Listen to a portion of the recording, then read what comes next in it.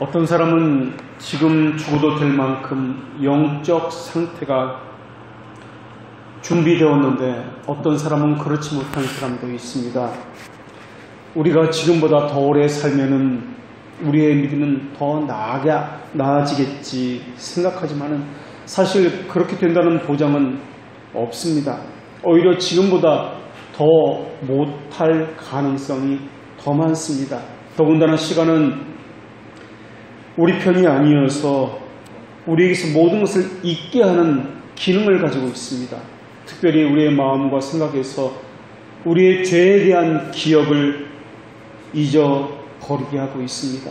천국에 대한 가치도 잊어버리게 하고 그리스도의 피로 씻어야 할 필요성을 잊어버리게 하고 있습니다. 그래서 지금보다 어쩌면 미래의 내가 구원받기에 더 부적합한 상태가 될지도 모르겠습니다.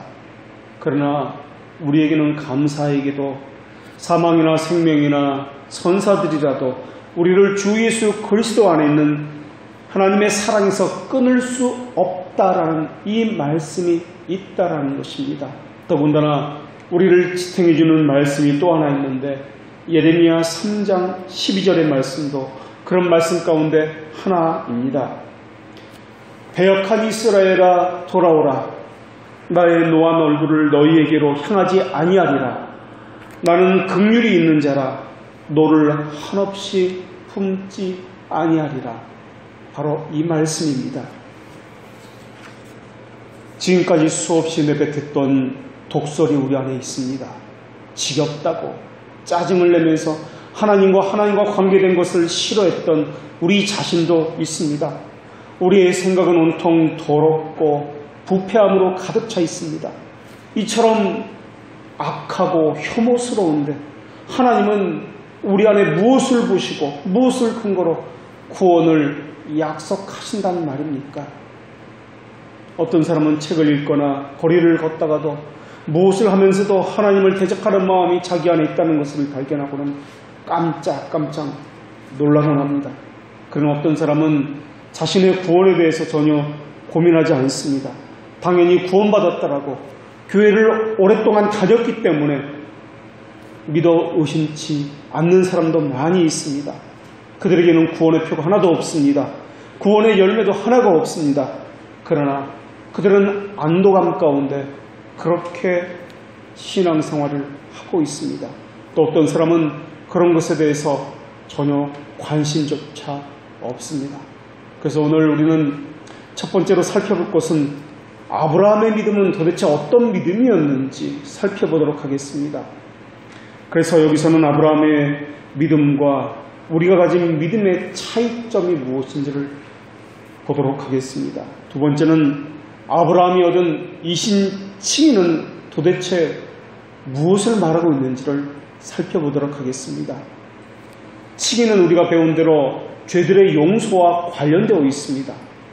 그런데 아브라함이 칭의를 받은 시점을 통해서 아브라함에게 하나님께서 말씀하고자 하는 이 칭의는 어떤 의미였는지를 이 두 번째에서 살펴보도록 하겠습니다.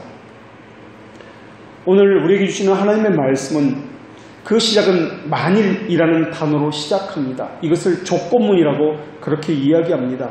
만일이라는 단어는 가르라는 단어를 사용하는데 이것은 사실이 아니라 가정입니다.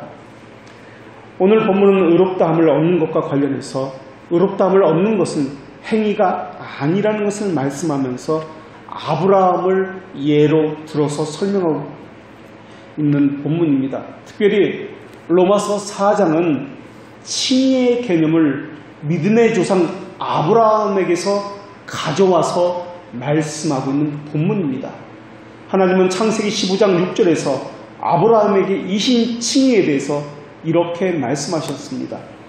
아브라함이 여호와를 믿으니 여호와께서 이를 그의 의로 여기시고, 오늘 본문이 바로 이 창세기 15장 6절의 말씀에서 이신 칭의를 가져와서 아브라함이 믿음의 조상이라고 하시면서 시작되는 그러한 말씀입니다.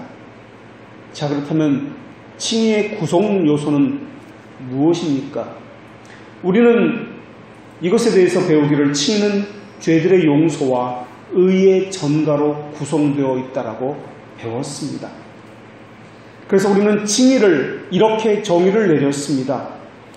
그리스도와 교제로 들어가게 된 죄인은 은혜로 하나님과 화목하게 되었고 그리스도의 피로 깨끗하게 되어서 죄들의 용서함을 받고 그리스도의 의를 자기의 의같이 입고 하나님의 심판대 앞에 자신 있게 서는 것입니다. 라고 말입니다. 그래서 죄들의 용서와 의의 전가 이 두 가지가 칭의의 구성 요소다 라고 우리는 배웠습니다. 하나님은 밤에 아브라함에게 나타나셨습니다. 그리고 아브라함에게 밖에 나와서 하늘의 별들을 보라고 말씀하시면서 이 별들과 같이 너에게 자손을 이와 같이 주시겠다라고 말씀하셨습니다. 아브라함은 그 하나님의 말씀을 믿었습니다.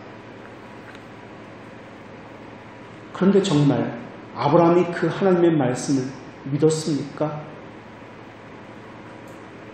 오히려 믿지 않았습니다. 아브라함은 하나님의 말씀을 믿지 않았습니다. 나는 아무래도 틀렸나 보다. 사라의 몸종 하갈에게서 이스마엘을 내 아들로 하게 해주십시오라고 이야기합니다. 여기서 우리는 혼란이 옵니다. 그렇다면 도대체 믿음이란 무엇이지? 하나님은 믿었다고 말씀하셨는데 아브라함은 믿지 않았습니다. 그런데 왜 하나님은 아브라함이 믿었다라고 말씀하시고 그것을 아브라함의 의라고 말씀하셨느냐 하는 것입니다. 그러면서 하나님은 믿지 않는 그 아브라함을 언약을 맺으시는데 송아지를 둘로 쪼개고 언약식을 체결하십니다. 우리의 의문이 무엇이냐면 하나님은 아브라함이 장차 안 믿는 것을 모르셨을까 하는 것입니다. 하나님은 하나님이시기 때문에 아브라함이 믿지 않는 것을 아셨을 것입니다. 그런데도 불구하고 성경에서는 하나님은 아브라함이 믿었다라고 말씀하고 있다는 것입니다. 도대체 이것을 우리가 어떻게 해석해야 되는 것입니까? 믿지 않았는데 믿었다고 하는 것은 도대체 우리가 어떻게 봐야 되는 것입니까? 여기서 믿음이라는 것은 도대체 무엇이냐 하는 것입니다. 그래서 로마서 4장은 우리가 읽고 있는 로마서 4장은 창세기 15장 6절에서 하신 그 말씀 이신 칭의에 대해서 어떻게 해석할지에 대한 이 문제를 다루고 있는 것입니다. 우리가 알고 있듯이 믿음은 우리가 믿는 것이 아닙니다. 하나님이 어떤 분이라는 것을 믿게 하시는 우리의 행위가 아니라 하나님의 전적인 행위입니다. 사람의 행위가 아니라 하나님의 행위가 바로 믿음이라는 것입니다. 믿음은 우리에게서 나오는 것이 아니라 하나님에게서만 기인하는 것입니다라고 우리는 배웠습니다. 그래서 믿음을 정의를 내리면은 믿음은 우리를 향한 하나님의 선하심, 즉 하나님의 호의에 대한 확고하고 확실한 지식이다라고 우리가 이미 배웠습니다. 이것을 한마디로 부성애에 대한 확실하고 확고한 지식이다라고 우리가 배웠습니다. 이 지식은 그리스도 안에 있는 무상적인 은혜로운 약속의 진리에 근거하고 있습니다. 그리고 그 약속은 성령님으로 말미암아 우리 마음에 계시되었고 우리 심정에 보증된 지식입니다. 결국 부성애를 아는 지식이 믿음인데 그렇다면 이것을 우리에게 적용해 보겠습니다. 인간의 마음은 흔들립니다. 불안해합니다. 의심으로 출렁거립니다. 그 이유가 무엇 때문에 그렇습니까? 그렇게 흔들리고 요동치는 이유는 하나님의 호의에 대한 지식이 확고하지 않기 때문에 그렇습니다. 하나님의 그 선하심에 대한 확실한 지식, 이것이 확고한 것을 믿음의 체험이라고 이야기합니다. 무언가 이상한 거 보고 무언가 내가 신비적인 체험하는 것, 이것을 신앙의 체험이라고 말하지 않습니다. 하나님의 어떠한 분이라는 것을 확실히 내가 깨닫게 되는 것, 삶 속에서 배우게 되는 것, 이 지식을 믿음의 체험이다, 신앙의 체험이다라고 이야기합니다. 그런데 이것에 대한 하나님에 대한 분명한 지식이 없으니까 이때는 이런 것 같고 저때는 저런 것 같고, 그래서 늘 믿음이 흔들리는 것입니다.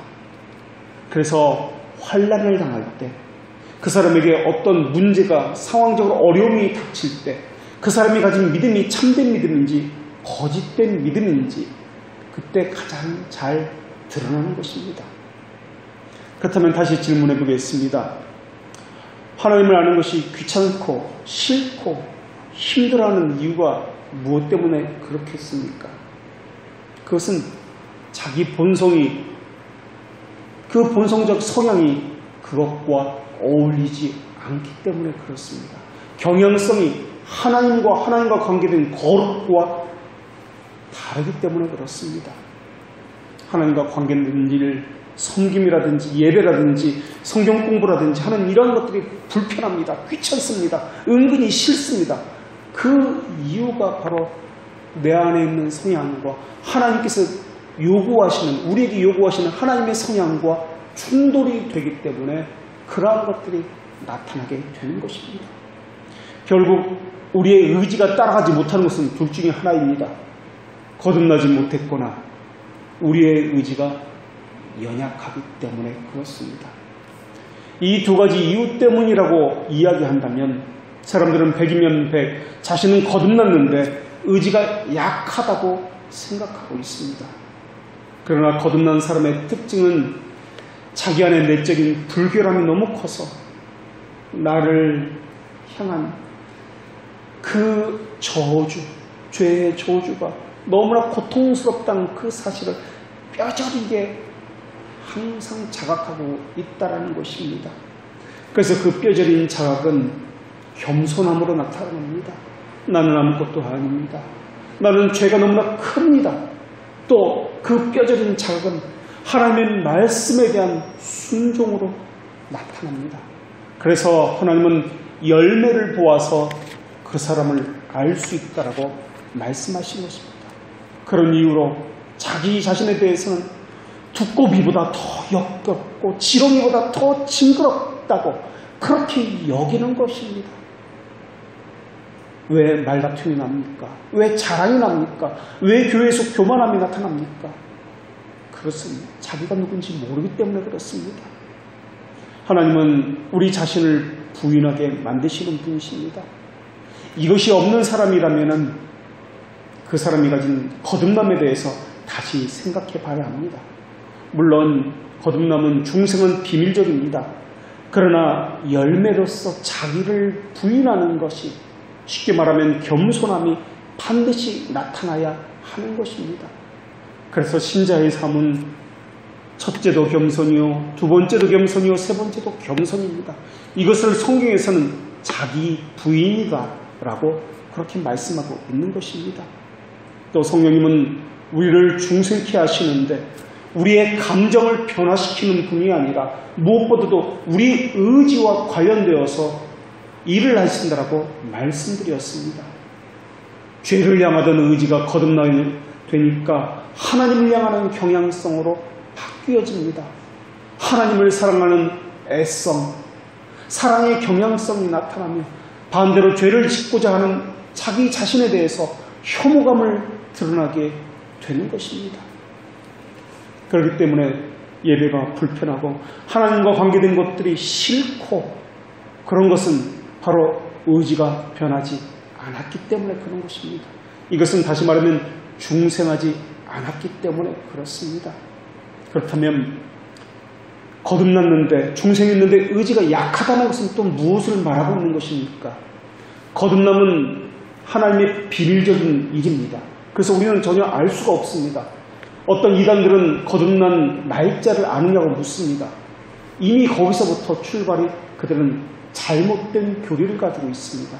거듭남은 우리에게 속한 것이 아니라 하나님에게 속한 것이기 때문에 비밀결입니다. 우리는 전혀 알 수가 없습니다. 다만 영혼의 기능으로서 우리가 미루어서 짐작할 수 있다는 것입니다. 의지가 약하다는 것은 하나님의 역사가 부족해서가 아니라 자신의 부패성이 자꾸만 자신의 의지를 붙잡아 다니기 때문에 그렇습니다. 하나님의 그 부성애를 아는 지식이, 확고하고 확실한 지식이 상황 때문에 내게 주어진 여러 가지 고통과 문제 때문에 충돌이 되어서 흐려졌기 때문에 의지의 연약함이 나타나는 것입니다.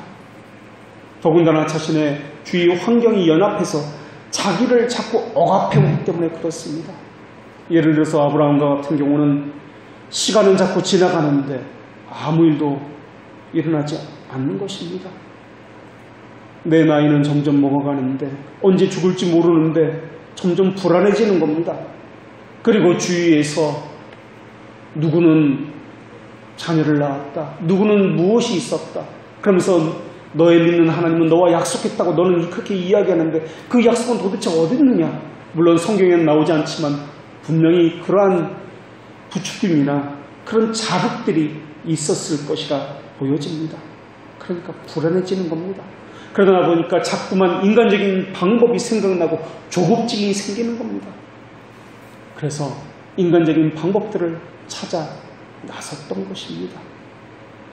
하나님과 관련해서 의지가 연약한 사람은 자기 주위를 돌아보십시오. 분명히 자기 본성이 좋아하는 먹잇감을 제공하고 있을 것입니다. 조바심이 있고 주위에 비교 대상이 있을 것입니다. 거기다가 경건 생활을 하지 않으니까는 의지가 약해져서 죄에게 질 수밖에 없는 구조를 가지고 있을 것입니다. 그래서 의지가 약하게 변할 수밖에 없기 때문에 무엇을 해도 교회를 다니는 것이 힘겹고 자기 본성대로 하고 싶기 때문에 게으름으로 자신의 영혼과 육체를 몰아가는 것입니다. 신자의 삶은 영적인 생명을 누리며 살아갈 때 비로소 풍성한 삶을 살 수가 있습니다. 거기서 기쁨이 나올 수가 있는 것입니다. 계속되는 실패, 죄와의 싸움에서 계속되는 넘어짐, 삶에 대한 좌절, 이 모든 것은 약화된 경건 생활에 뿌리를 두고 있습니다. 자기 부인의 삶을 살지 않으니까 탐욕은 자라나서 계속해서 자신의 부패성을 키워 나가고 있는 것입니다. 그리고 연약한 의지를 계속해서 잡아다니면서 육체의 소욕을 따라가도록 그 의지를 속이고 있는 것입니다.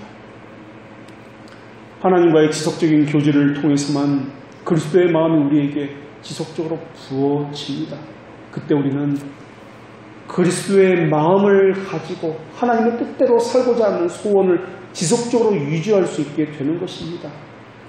주님이 가지신 그 마음을 나도 갖고 싶다는 그 소망을 가지고 그리스도와 함께 울고 함께 웃으며 예수님이 이 땅에서 살으셨다면 있어야 할 그 자리에 나도 있고 싶고 주님께서 이 땅에 계셨더라면 살아가셨을 그 삶을 나도 살아가고 싶은 그 마음이 내 안에서 날마다 솟구쳐 나오는 것입니다. 바로 그것이 기쁨이라는 것을 알기 때문에 순종하고 싶고 기쁨으로 자원하고 싶고 그래서 자기를 부인하고 하나님이 기뻐하시는 그 삶을 살아가고자 날마다 그렇게 밤을 지새워 기도하고 눈물로 하나님의 뜻이 무엇인지 살피면서 그 삶을 오히려 기뻐하면서 그렇게 살아가게 되는 것입니다. 누가 시켜서 하는 것이 아닙니다. 아파서 눈물을 흘리며 복음을 믿지 않는 자들에게 전도하고 하는 것은 교회가 시켜서 하는 것이 아닙니다. 자원하여 기쁨으로 하게 되는 것입니다. 그렇다면 또 묻겠습니다. 흔들고 넘어져도 거듭난 자라면 그 안에 믿음이 있습니까? 없습니까? 거듭난 사람이라면 그 사람이 아무리 연약한 의지를 갖고 있다 할지라도 그 안에는 믿음이 있습니다. 우리의 보기에는 아무것도 없는 것 같고 나약해 보인다 할지라도 날마다 실패하고 죄를 짓고 넘어진다 할지라도 하나님은 그 안에 믿음을 심어 놓으셨기 때문에 하나님께서 그 사람의 믿음을 키워가시며 결국에는 그 사람을 승리하는 사람으로 만들어 가실 것입니다.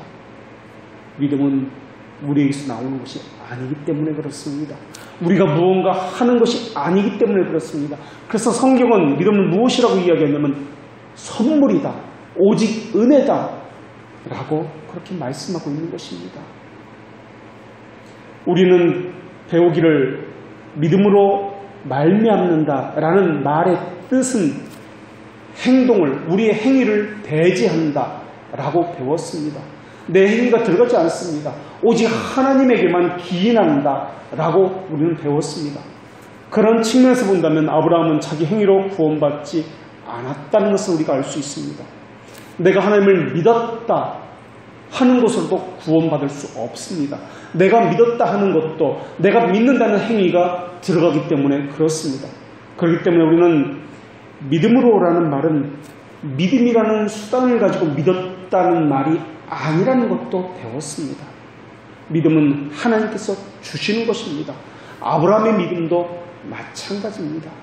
그런데 믿음이라는 것은 일시적으로 단번에 부어지는 것도 있지만 지속적으로 만들어 간다는 측면도 있다는 것을 우리가 기억해야 합니다. 그래서 칭의는 단회적입니다. 단 한 번입니다. 그리고 이것은 비밀적이라고 우리는 알 수가 없습니다. 그러나 성화는 일생에 걸쳐서 만들어져 가는 것입니다. 이것을 성경에서는 거룩이다라는 말로 표현합니다. 아브라함의 생애를 보십시오. 아무것도 없고 오히려 우상 숭배하는 사람이었습니다. 그런데도 불구하고 하나님은 그 우상 숭배자로 오히려 우상을 만드는 그 우상이 찌든 사람을 지속적으로 만들어 가셨습니다. 믿음은 내가 갖는 것이 아니라 하나님께서 우리 안에 불어넣어 주셔서 하나님께서 만들어 가시는 거기 때문에 그렇습니다. 믿음은 하나님의 사랑을 붙들게 하며 또 선한 것을 확신하게 하며 현세와 내세에 대한 약속을 갖게 만들고 있습니다. 이 생에서 살아가면서 지상에서 필요한 것이 얼마나 많은지 모릅니다. 그런데 어느 때는 턱없이 부족합니다. 어느 때는 눈물로 간구한다 할지라도 하나님께서는 전혀 그것들을 주시지 않습니다. 어느덧 아브라함의 나이가 100세가 가까워져 갑니다. 10년이나 기다렸지만 아무런 소식이 없습니다. 이제 자포자기입니다. 그런데 하나님은 우리가 이 땅에서 필요한 것을 하나도 얻지 못한다 할지라도 하나님의 우리의 아버지시니 결코 우리를 버리지 않는다는 이 분명한 사실을 우리로 하여금 기억나게 하시고 그것 때문에 만족하는 삶이 무엇인지를 배우게 하심으로써 믿음이 흔들리지 않는 법을 우리에게 가르쳐 주시는 분이십니다. 조건 때문에 하나님을 사랑하는 것이 아니라 그럼에도 불구하고 사랑하도록 만드시는 분이 하나님이십니다. 그러나 생각해 보십시오. 그렇게 되기까지 얼마나 눈물을 많이 흘려야 되는 것입니까? 이 일은 신자들 가운데에서도 아직도 계속되고 있는 일입니다. 얼마나 아파했고 얼마나 간절했고 얼마나 분했으며 얼마나 변명했는지 생각을 해보십시오. 얼마나 마음이 찢어졌으며 얼마나 서름과 멸시를 당했고 또 눈으로 밤들을 지새웠는지 생각해 보십시오. 얼마나 먹고 싶었는지 얼마나 가지고 싶었는지 얼마나 그것 때문에 하나님 앞에 울부짖으면서 원하고 그것을 주십시오라고 기도했는지 그것 때문에 얼마나 힘겨웠는지 생각해 보십시오. 얼마나 두려웠으며 사람 만나는 곳조차 얼마나 두려워서 떨었는지를 생각해 보십시오. 내일이 오는 것이 싫었고 차라리 이대로 눈을 감고 죽는 것이 행복이다라고 얼마나 여겼겠는지 생각해 보십시오. 아브라함에게는 수많은 번민의 밤이 있었을 것입니다. 이것은 아브라함에게만 해당되는 것이 아닙니다. 우리에게도 해당되는 일입니다. 이것이 정말 하나님의 약속이 맞는가? 내가 잘못 들은 것은 아닌가? 자손을 주시겠다고 한 것이 벌써 얼마나 많은 시간이 지났는지, 우리에게 약속하신 그 하나님은 정말 하나님이 맞는 건 맞는가? 그러나 이 길은 신자라면 반드시 걸어야 하는 길입니다. 하나님은 믿음을 심어주시어 담대한 사람으로 만들어 가시기 위해서 우리에게 환난을 주시고 정금같이 연단하기 위해서 불을 보내시어서 단련시키시는 분이십니다. 그래서 믿음 있는 사람은 환난을 당할 때 더욱 굳건한 믿음을 갖춘 사람으로 그렇게 만들어져 가는 것입니다. 믿음은 부어지는 것이 아니라 그래서 만들어져 가는 것입니다. 믿음은 이 세상의 부와 명예에 관한 것이 아닙니다.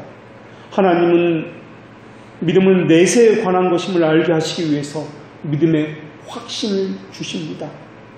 내세를 바라보는 사람은 지상에 미련을 두지 않게 되며 나그네와 같은 삶을 살게 되어서 잠시 이 땅에 사는 청직이라는 인식을 하게 만듭니다.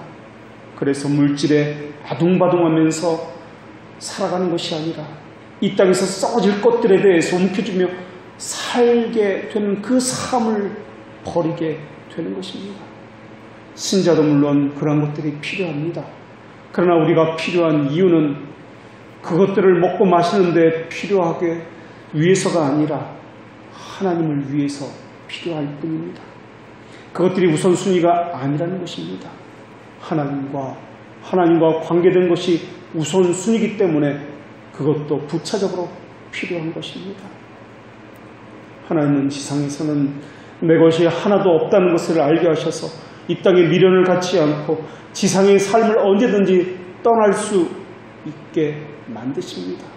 그래서 자기 부인의 삶을 사는 사람은, 날마다 자기를 죽이는 삶을 사는 사람은 언제든지 이 세상을 떠날 준비를 할 수 있습니다. 장례식에서 울고 불면서 신자인데도 불구하고 그렇게 관을 부여잡고 떠나갈 듯이 남들 보기에도 민망할 정도로 울고 울부짖는 그러한 사람들이 있습니다. 그러한 사람은 신자의 삶을 살지 않았기 때문에 그렇습니다. 날마다 자신을 죽이는 삶이 없었기 때문에, 죽음에 대해서 준비가 되어 있지 않기 때문에 두렵고 그 심판이 하나님 앞에서 그렇게 혼란스럽고 고통스럽기 때문에 그러한 일들을 당하게 되는 것입니다. 그들은 물질 아둥바둥거리면서 썩어질 것들에 대해서 움켜쥐고 사는 삶을 살았기 때문에 그렇습니다. 지상의 삶을 언제도 떠날 수 있는 것은 우리가 날마다 이 땅에서 배우고 있습니다. 그래서 바울은 날마다 죽노라 라고 고백했습니다. 이 모든 것은 하나님의 선하심에서 비롯되고 있습니다. 그렇기 때문에 우리가 믿음을 가졌다고 하면서 하나님의 선하심에 대한 확신이 없다면 그것은 거짓 믿음이 거의 분명할 것입니다. 믿음은 하나님께서 주시는 무상적인 은혜입니다. 믿고 또 믿으나 이것은 맹목적인 것이 아니라 하나님에 대한 분명한 지식에 근거하고 있습니다. 믿음은 하나님의 무자비한 무한한 자비하심에 바라보게 만들지만은 동시에 구원과 영생에 대한 확신을 갖게 만듭니다. 그래서 믿음에는 항상 따라다니는 것이 있는데 소망이 따라다닙니다. 소망은 현재에 속한 것이 아니라 미래에 속해 있습니다. 그리고 이 소망에는 인내가, 오래 참음이 따라다닙니다.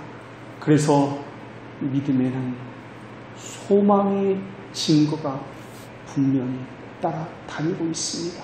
그래서 믿음이 있다면서 오래 참지 못하는 자는 믿음이 있는 자가 아닙니다. 그런데 거짓 신학을 가르치는 자들은 건강이나 출세와 부와 명예와 같은 이 지상의 것을 머물도록 부추기고 있다는 것입니다. 노예적이고 비굴한 올무를 발목에 채워서 땅에 속한 썩어질 것들로 그 생각을 가득 채워서 속삭이고 교묘히 속이면서 땅에 머물도록 그렇게 만들고 있습니다. 그러나 참된 신자는 그렇지 않습니다. 시련을 받을 때에도 소망이 있습니다. 오래 참음이 있습니다. 욥과 같이 현재를 바라보는 것이 아니라 미래를 바라보면서 성경에 근거한 완전한 확신을 가지고 우리를 향해 명백히 나타나는 하나님의 선하심에 대해서 어떠한 의심도 가지지 않습니다. 그런데 로마 가톨릭은 믿음을 하나님의 어떤 분이라는 것을 아는 지식을 믿음이라 가르치지 않습니다. 그저 입으로 시인하는 것, 동의하는 것이 믿음이라고 그렇게 가르칩니다. 이들은 하나님을 두려워하지 않습니다. 경건에 대한 어떤 감각도 전혀 없습니다. 자기를 부인함도 겸손함도 없습니다. 그저 지식도 없이 입술로만 동의하면 된다고 가르치고 있습니다. 오늘날 유행하는 전도법들을 보십시오. 입술로 동의하는 것들로 그 전도법들은 다 구성되어 있습니다. 어떤 교회는 사람을 일으켜 세워서 목사가 말을 하는 대로 따라하게 시킵니다. 말만 따라하면 그것이 신자됨의 표시이고 구원받은 표시라고 여기도록 만들고 있습니다. 또 어떤 곳에는 아멘입니까? 라고 부추깁니다. 믿습니까? 물으면은 아멘 그러면은 그것이 믿는 것이라고 여겨지도록 속이고 있습니다. 또 어떤 사람은 아니 목소리가 그것밖에 안 나옵니까? 구원이 그렇게 값싼 것입니까? 다시 한번 묻겠습니다 하면서 목소리를 더 크게 하다가 그렇게 부추기고 있습니다. 로마 가톨릭은 맹목적인 믿음을 말하면서 교회가 말하는 것을 믿으면 그게 믿음이라고 그렇게 가르치고 있습니다. 이들은 맹목적인 순종을, 목사에 대한 맹목적인 순종과 교회가 가르치는 것에 대한 맹목적인 순종을 믿음이라고 여기도록 만들고 있습니다. 자신의 감정을 굴복시켜서 교회에 순종하기만 한다면 된다고 가르치고 있습니다.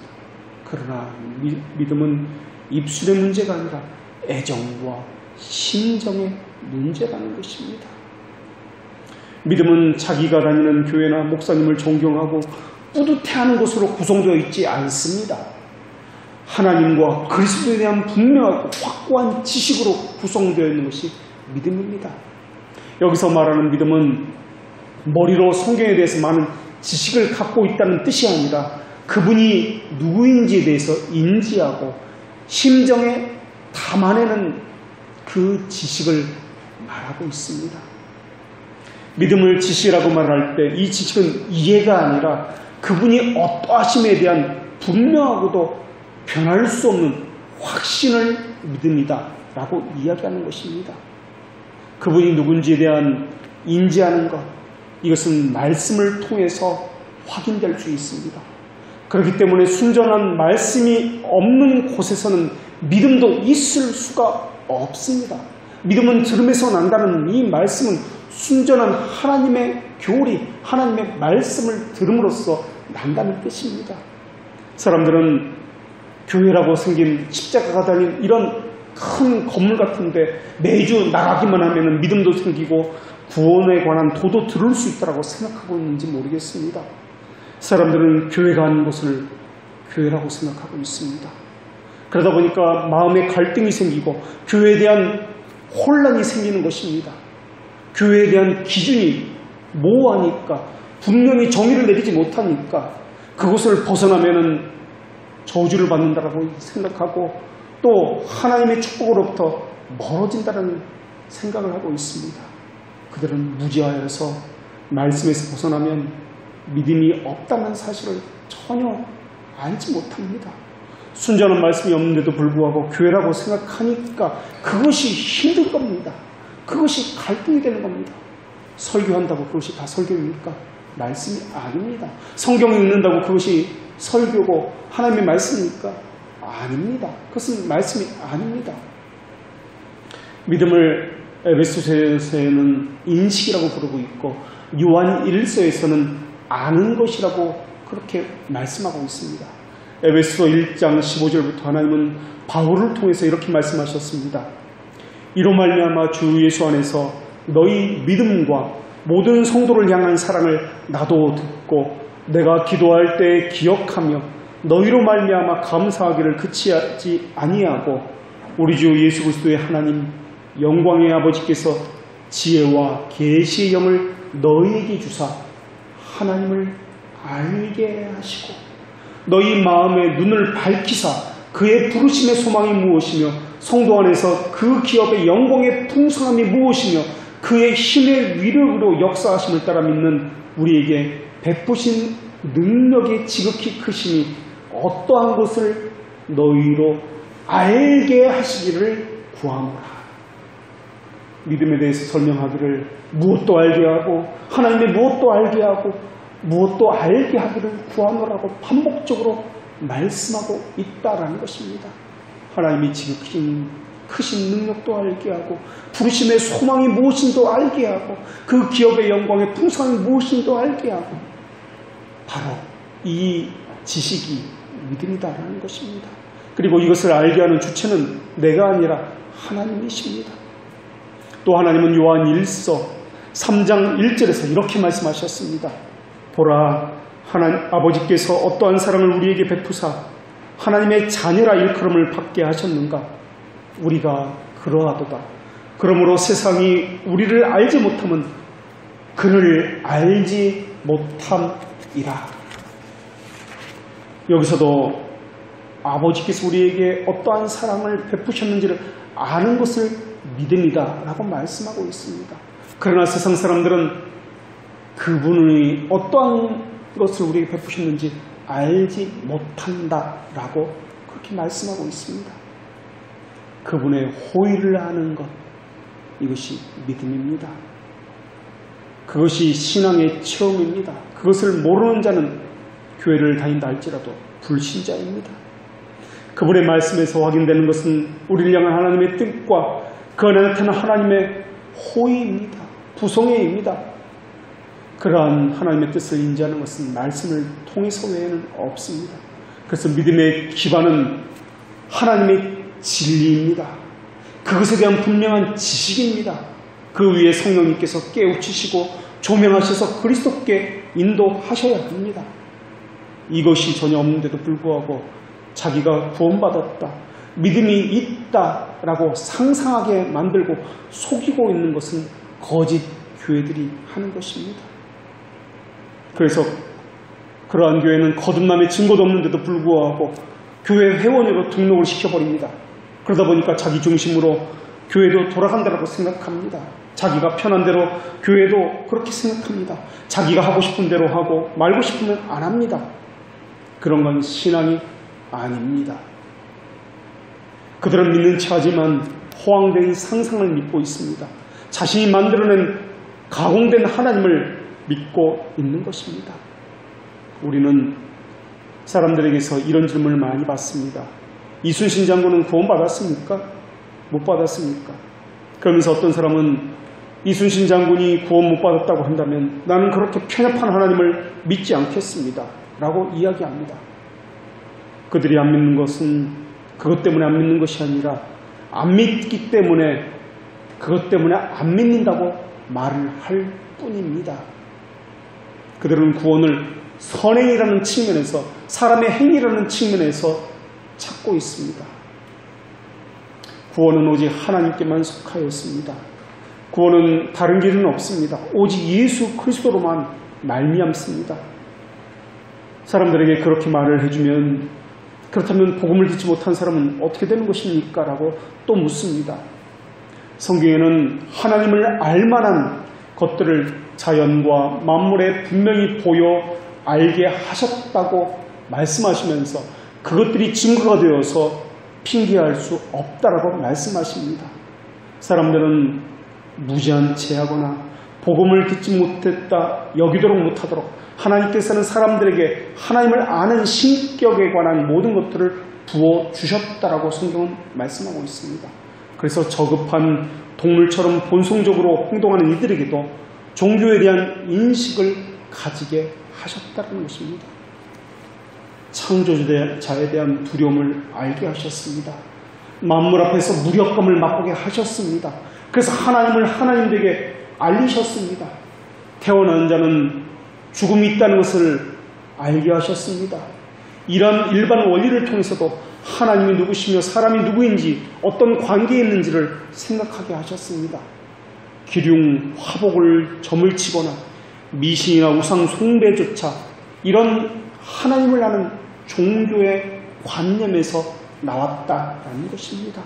어떤 이들은 종교는 인위적인 것이라고 사람이 만드는 것이고 무지한 대중을 속이는 도구라면서 그렇게 이야기하고 있습니다. 무지한 방자함으로 대중을 교묘하게 선동하는 자들도 있습니다. 허나 그들에게 엄청난 설득력이 있다 할지라도 그 사람조차 죽고 사는 것은 변할 수 없는 진리입니다. 그렇게 말하는 사람조차 죽을 수밖에 없는 사람이라는 것을 알아야 합니다. 이렇게 사람을 속이는 사람들은 과거에도 있었고 현재에도 있었고 미래에도 있을 것입니다. 그러나 신적 인식은 만물과 사람에게서 결코 지워버릴 수 없습니다. 그 신적 인식을 만물에서 깨닫지 못하는 사람은 복음을 보내서 듣게 한다 할지라도 절대 깨달을 수가 없습니다.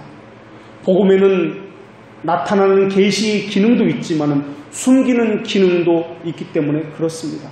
그렇기 때문에 들어도 듣지 못하고 보아도 보지 못하고 깨달을 수도 없고 이해할 수도 없으며 복음의 사자가 가서 말해줘도 모를 것입니다. 죽은 사람이 살아나서 다시 그 사람이 가서 말을 해줘도 절대 믿을 수도 없고 깨달을 수도 없는 것이 복음의 숨기는 기능입니다. 하나님에 대한 근원적인 감각은 학교에 가서 배우는 것이 아니고 모태서부터 본성적으로 알고 태어나는 창조의 법과 같은 것입니다.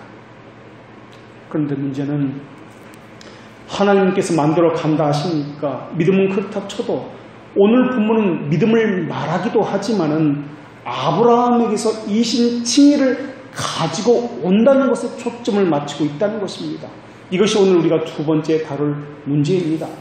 이신칭의는 두 가지 것으로 구성되어 있습니다. 이신과 칭의입니다. 이신은 믿음으로 말미암아라는 뜻입니다. 칭의는 죄들의 용서와 관련되어 있습니다. 그래서 칭의는 죄들의 용서와 의의 전가다라고 말씀드렸습니다. 그렇다면 하나님은 아브라함에게 믿음으로 말미암아 의롭다함을 얻는다는 이신 칭의를 말씀하셨습니다. 그렇다면 칭의에는 죄들의 용서가 나와야 합니다. 의의 전가도 나와야 합니다. 그런데 아직 아브라함이 이신 칭의를 받은 것은 예수님이 오시기 전입니다. 그렇다면 아브라함은 죄들의 용서와 의의 전가를 어떻게 해결해야 하느냐 하는 것입니다. 칭의는 죄들의 용서와 관련되어 있는데 우선 아브라함에게 창세기 15장에서 이신 칭의를 말씀하시는 그 부분을 보면은 하나님은 전혀 아브라함의 약점과 죄들을 책망하는 부분이 나오지 않는다라는 것입니다. 물론 아브라함이 믿음에 대해서 믿지 못함에 대해서 책망을 듣습니다. 그러나 그것은 한참 후의 일입니다.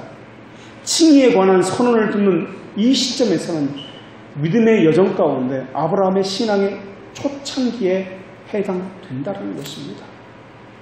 그리고 칭의를 언급하는 창세기 15장 6절을 말씀을 보면 그 내용의 초점이 아브라함의 죄악이 아니고 아브라함이 의롭다함을 얻는 것은 아브라함에게 아들을 주신다는 약속과 관련되어 있다는 것을 알 수가 있습니다. 그렇다면 자손을 주신다는 것과 이신칭의와 무슨 관련이 있느냐 하는 것입니다. 칭의는 우리가 배운 대로 죄사함과 관련이 있어야 합니다. 그런데 아브라함의 믿음은 이신칭의와는 전혀 관련이 없습니다. 왜냐하면 이신칭의를 말씀하실 때 아브라함의 죄에 대해서는 책망한 적이 없으시기 때문에 그렇습니다. 그런데도 하나님은 아브라함에게 이신칭의를 말씀하셨다라는 것입니다. 우리는 이 문제를 어떻게 봐야 할까요? 우리는 이 문제를 죄들의 용서와 의의 전가라는 측면에서 보지 말고 좀 더 시야를 넓혀서 하나님께서 백성을 구원한다는 측면에서 그것과 연결시켜서 보아야 할 것입니다. 또 여기서 우리가 한 가지 알아야 할 것이 있습니다. 아브라함에게 자녀를 주신다는 것은 자녀를 주신다, 만다라는 그 의미가 아니라는 사실입니다. 하나님은 아브라함에게 자녀를 주신다는 그 약속을 통해서 이신칭의를 말씀해 주셨습니다. 도대체 아들을 주신다는 그 약속이 이신칭의와 다시 말하면 죄들의 용서와 의의 전가와 무슨 상관이 있느냐 하는 것입니다. 아브라함에게 아들을 주신다는 이 말씀에는 아브라함의 가족, 후손, 더 나아가 인류를 구원하시겠다는 하나님의 섭리가 들어있는 것입니다. 여기서 우리는 하나님께서 아브라함에게 하신 말씀은 의로 여겨진 바 되었다라는 말씀이 무슨 뜻인지를 이해할 수 있습니다. 아브라함의 칭의를 생각할 때 아브라함에게 머물지 말고 약속하신 자손에 머물러야 한다는 것입니다. 다시 말하면 약속하신 자손이 이삭이다에 머물지 말고 약속하신 자손이 누구냐 하는 것을 찾아야 한다는 것입니다. 그것을 갈라디아 말씀에서는 예수 그리스도라고 창세기 15장의 말씀을 해석해서 말씀해주고 있는 것이 있습니다. 갈라디아서 3장 18절에 기록된 하나님의 말씀을 읽어드리겠습니다. 만일 그 유업이 율법에서 난 것이면 약속에서 난 것이 아니니라. 그러나 하나님이 약속으로 말미암아 아브라함에게 주신 것이라. 그런즉 율법은 무엇이냐? 범법함으로 더하여진 것이라. 천사들을 통하여 한 중보자의 손으로 베푸신 것인데 약속하신 자손이 오시기까지 있을 것이다. 하나님은 온 세상을 구원하실 일을 말씀하실 때마다 아브라함에게 하신 이 이신 칭의를 기억나게 하고 계십니다. 그렇기 때문에 아브라함은 믿음의 조상으로 불리는 것입니다. 예수 그리스도를 통해서 죄들의 용서와 의의 전가를 말씀하시기 위해서 아직 주어지지 않았지만 앞으로 주어질 자손을 소망하게 하심으로써 의롭다 하심을 말씀하시는 것입니다. 미래에 있을 예수 그리스도라는 씨앗을 보게 하기 위해서 이신 칭의를 아브라함에게 말씀하고 있는 것입니다. 아브라함에게 믿음은 현재에 속한 것이 아니라 소망과 함께 있는 것이기 때문에 미래에 속한 것입니다. 미래에 속한 것이지만 지금 바라보고 있기 때문에 동시에 현재에 속한 것입니다. 그리고 하나님은 영원전에 아브라함을 택해 주셨기 때문에 아브라함에게 있는 믿음은 또한 동시에 과거에 속한 것이기도 한 것입니다. 우리가 보기에는 미래, 현재, 과거라고 이야기하고 있지만 하나님 보시기에는 늘 현재에만 속해 있는 것입니다. 믿음은 은혜에 속했기 때문에 믿음으로 불려질 뿐입니다. 그래서 오직 믿음으로가 아니면은 오직 은혜로 구원받을 수 없습니다. 결국 사람의 의냐, 하나님의 의냐, 그리스도의 성취냐, 사람의 성취냐, 전가된 의냐, 주입된 의냐, 하나님의 선물이냐, 인간의 행위로 나오는 업적이냐, 이 차이가 믿음과 그렇지 않음을 구별한다라는 것입니다. 이것을 어떻게 바라보느냐에 따라서 믿음의 정의가 달라진다는 것입니다. 믿음은 오직 하나님의 의요, 오직 그리스도의 성취요, 전가된 의요, 하나님의 선물입니다. 그런데 사람들은 말은 그렇게 하지만은 우리의 인식에는 사람의 업적과 행위다, 사람의 성취다라고 그렇게 생각하고 있습니다. 구원은 은혜를 힘입어서 사람이 행하는 성취도 아닙니다. 행위는 은혜를 받은 것을 입증하는 결과이지 은혜 자체가 아닙니다. 행위는 은혜로부터 파생된 결과이지 은혜 자체와 동일시해서도 안 됩니다.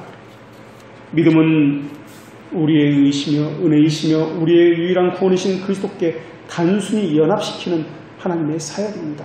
그래서 하나님은 고린도전서 1장 30절에서 이렇게 말씀하셨습니다. 이는 아무 육체도 하나님 앞에서 자랑하지 못하게 하려 하심이라. 너희는 하나님으로부터 그리스도 예수 안에 있고 예수는 하나님으로부터 나와서 우리에게 지혜와 의로움과 거룩함과 구원함이 되셨느니라. 그분의 의가 우리의 의로 여겨진 것입니다. 그렇기 때문에 하나님에 대해서 생각할 때 우리가 안전하게 숨을 쉴 수 있는 유일한 피난처는 하나님의 심판을 생각하는 각성된 양심 외에는 없습니다. 아브라함이 이신칭의 말씀을 들은 것은 아들을 주시겠다는 말씀을 믿음으로 말미암습니다. 그런데 이 아들은 이삭이 아닙니다. 예수 그리스도를 말씀하고 있는 것입니다. 더 정확히는 예수 그리스도를 통한 죄들의 용서와 의의 전가를 말씀하고 있는 것입니다. 바로 그것이 아브라함에게 주셨던 이신칭입니다. 우리는 죽을 수밖에 없는 죄인입니다. 아무것도 할 수도 없습니다. 할 수 있는 능력도 없습니다. 우리가 피할 수 없는 것은 자기 사랑과 자기 도취에서 나오는 자기 의 외에는 없습니다. 그래서 성경은 말씀하기를 사람의 행위가 자기 보기에는 모두가 깨끗하다라고 그렇게 말씀하고 있습니다. 다른 사람은 다 부정하는데 나는 깨끗하다. 이것이 사람의 의입니다. 외적인 마스크를 가지고 우쭐거립니다. 그러나 주님은 우리 숨겨진 불결한 심정을 저울질하시는 분이십니다. 우리 안에 얼마나 많은 불결함과 부패성이 있는지 모릅니다. 생각으로 더럽고 오염된 것들이 너무나 많습니다. 그런데도 위선적으로 나는 아닌 것처럼 행동합니다. 대단한 것처럼 여기고 은근히 자기에 대해서는 자부심을 갖고 믿음에서 파산한 자인데도 불구하고 믿음이 대단한 것처럼 여기고 있습니다. 도대체 그 믿음은 어디서 나온 것입니까? 하나님 앞에서 위선자요 속이는 일은 할 수 없는데도 말입니다. 하나님 영이시기 때문에 사람의 교묘에게 숨겨진 심중을 보시는 분이십니다. 공정하게 판단해 보십시오. 우리의 양심을 하나님 앞에 소환해 보십시오. 우리가 은혜를 받을 준비가 되었다라는 말은 자신이 이러한 죄인이라는 사실을 엄격하게 점검함으로부터 깨닫게 되는 것입니다. 그것이 구약시대의 제사이며 제물이 피를 흘리며 죽어갈 때 그 제물을 드리는 자도 함께 죽어간다는 것을 통해서 내 죄가 엄청나게 크다는 것을 깨달음으로써 시작되는 것입니다. 하나님은 그 일을 우리 안에서 시작하십니다. 나는 죄를 저지른 것밖에 없구나. 뼈저리게 깨닫게 하면서 눈물 흘리면서 하나님 나는 어찌하면 좋단 말입니까? 호소하게 만든 집입니다. 이것 통해서 복음을 듣게 하시는 분입니다. 그렇다면 겸손은 어떻게 할 때 가능할까요? 성경은 그것을 심령이 가능하다라고 말씀합니다. 교만하지 않고 겸손하게 되면 가능하고 궁핍한 마음으로 하나님의 자비하심을 의지해야 할 때 가능합니다. 은근한 자랑이 있다면, 자기 행위에 대한 자부심이 있다면 그것은 겸손이 아닙니다. 거짓된 겸손은 두 가지 양상을 가지고 있습니다. 자신은 겸손하다고 생각하면서도 자기 의를 붙잡고 자기 행위에 대해서 은근한 뿌듯함을 가지고 있는 것.